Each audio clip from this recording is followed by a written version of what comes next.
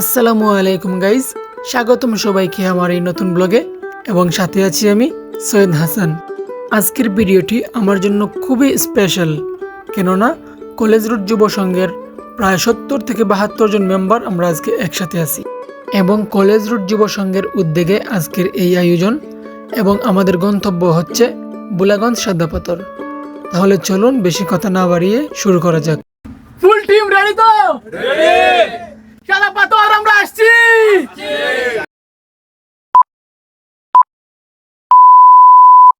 প্রকৃতির সব থেকে বড় উপহার হলো একটুখানি শান্তি। তাই তো বর্ষাকালে ঘুম থেকে উঠেই আমরা ছোট বড় সবাই রওনা দিলাম একটুখানি শান্তির খুঁজে।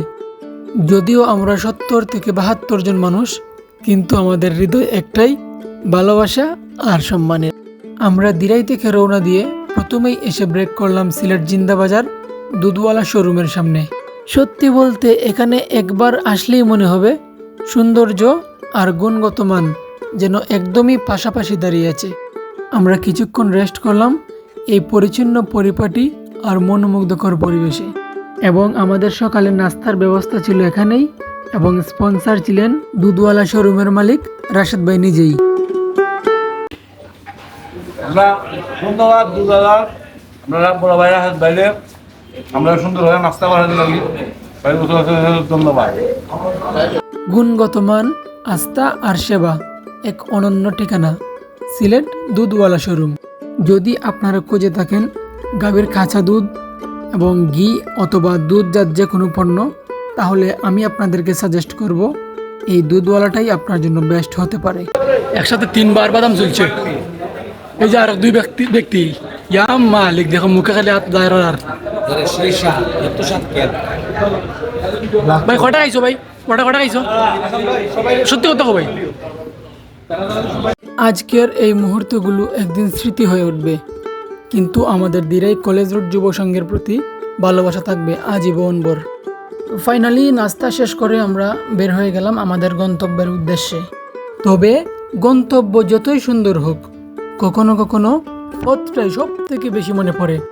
আর প্রকৃতির সবচেয়ে সুন্দর রং যদি কখনো দেখতে চান, তাহলে চলে আসুন সিলেট চা বাগানে। ক্যামেরায় ধরা পড়া দৃশ্য, কিন্তু এই সবুজের অনুভূতি রয়ে যায় হৃদয়ের একদম গভীরে।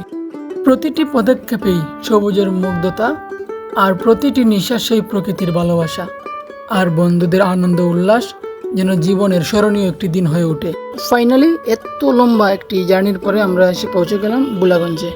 তো এখানে এসে আমাদের ছোট্ট একটি মিটিং হয়ে যায়, আর সেখানে বড় ভাইরা আমাদেরকে বললেন যেন আমরা সুন্দর পরিবেশে পৌঁছাবো এবং ফিরে আসতে পারি, কোনো ধরনের ঝামেলায় যেন আমরা জড়িত না হই। এবং আমাদের মিটিং শেষে আমরা যাব এবার নৌকার উদ্দেশ্যে, যেহেতু বুলাগঞ্জের এই পয়েন্ট থেকে সাদা পাথর যেতে নৌকা লাগে। আর হাসি আড্ডা মন মাতানো গল্পে কিভাবে যেন এতটা সময় পেরিয়ে গেল বুঝতেই পারিনি। তো এদিকে চলে আসলাম আমরা নৌকাঘাটে। যেহেতু আমরা টিম মেম্বার খুবই বেশি, তাই আমাদের প্রায় 8 থেকে 10টা নৌকা লেগেছে।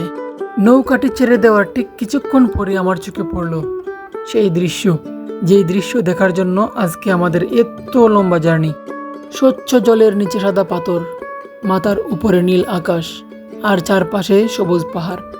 এই দৃশ্য মনকে বারবার যেন প্রকৃতির কাছে ফিরিয়ে নিয়ে যায়। আমি বলবো, পৃথিবী যতই আধুনিক হোক, প্রকৃতির এই নিখুঁত সৌন্দর্যের কোনো বিকল্প নেই। নৌকায় বেশে বেশে এবং সৌন্দর্য উপভোগ করতে করতে আমরা চলে এসেছি একদম 0 পয়েন্টের কাছাকাছি। এখন শুধু কয়েকটা মিনিট হাঁটলেই আমরা চলে যাব একদম মূল গন্তব্যে। যদি প্রকৃতির এই মুহূর্তটাকে প্রকাশ করতে যাই, তাহলে আমি বলবো, যেখানে পায়ের নিচে সাদা পাথর আর চোখের সামনে নীল আকাশ, সেখানেই লুকিয়ে থাকে প্রকৃতির আসল সুখ। চলুন তাহলে আমি আপনাদের মধ্যে তুলে ধরার চেষ্টা করি সাদা পাথরের প্রাকৃতিক সৌন্দর্যের প্রত্যেকটি স্পট। কিছু সৌন্দর্য শুধু চোখে দেখা যায় না, হৃদয় দিয়ে অনুভব করতে হয়। সাদা পাথর ঠিক তেমনই এক মায়াবী অনুভূতির নাম। বাতাসে প্রশান্তি, জলে স্বচ্ছতা, পাহাড়ের সৌন্দর্য আর চারপাশে প্রকৃতির মায়া, এটাই সাদা পাথরের আসল পরিচয়। তবে হ্যাঁ, আমি পিরামিড দেখিনি, আমি দেখেছি বুলাগঞ্জ সাদা পাথরের সেই উঁচু পাহাড়। আমি নীল নদ দেখিনি, আমি দেখেছি বুলাগঞ্জ সাদা পাথরের সেই স্বচ্ছ স্রোতের পানি। আমি কোনো মায়াবতীর প্রেমে পড়িনি। হ্যাঁ, আমি বুলাগঞ্জ সাদা পাথরের মায়ায় পড়েছি। প্রতিটি পাথর, প্রতিটি ঢেউ আর প্রতিটি বাতাস যেন ভালোবাসার এক নীরব গল্প। তারপর আমরা সেখানে অনেকক্ষণ সময় কাটিয়ে সেখান থেকে ফিরে আসার উদ্দেশ্যে রওনা হলাম, যদিও সেটা মনের বিরুদ্ধে ছিল। বিদায় সাদা পাথর, স্মৃতিগুলো সঙ্গে নিয়ে ফিরছি। আবার দেখা হবে কোনো এক সুন্দর সকালে। আজ ফিরছি ঠিকই, কিন্তু এই স্বচ্ছ জল, সাদা পাথর আর পাহাড়ের সৌন্দর্য অনেক দিন মনে থাকবে।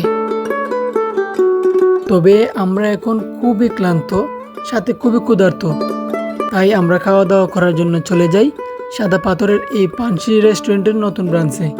আর ধন্যবাদ জানাই পানসি রেস্টুরেন্টের মালিক পক্ষদেরকে, কেননা এই প্রকৃতির বুকে এত সুন্দরভাবে উপস্থাপনা করার জন্য।